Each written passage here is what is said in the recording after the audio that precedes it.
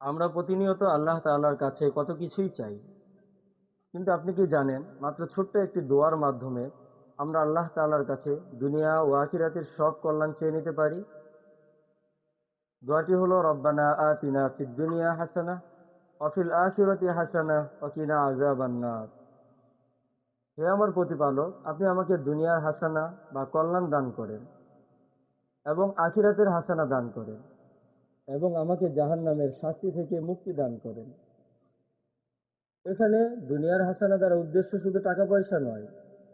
ইমাম তাবারি এবং ইবনে কাসির রহমতুল্লাহি আলাইহিমা বলেন, এখানে দুনিয়ার হাসানা দ্বারা উদ্দেশ্য হলো সুস্বাস্থ্য, নেক হায়াত, উপকারী এলেম বা উপকারী জ্ঞান, নেককার জীবনসঙ্গী, হালাল রিজিক এবং মানসিক প্রশান্তি।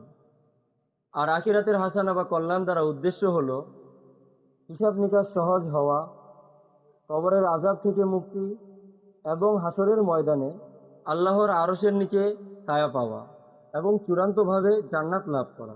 তো দোয়াটি যদিও অত্যন্ত ছোট, খুবই ছোট, এবং আমাদের অধিকাংশ মানুষেরই মুখস্থ রয়েছে, কিন্তু এই দোয়ার গভীরতা, এই দোয়ার অর্থ, এই দোয়ার মর্ম অনেক বিশাল। তাই আমরা নিয়মিত এই দোয়া পাঠ করব এবং অর্থ বুঝে পাঠ করার চেষ্টা করব।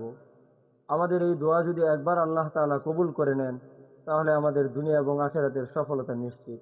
আল্লাহ তাআলা আমাদেরকে বেশি বেশি তার কাছে দোয়া করার তৌফিক দান করেন এবং আমাদের দোয়াগুলোকে আল্লাহ তাআলা কবুল করে নেন।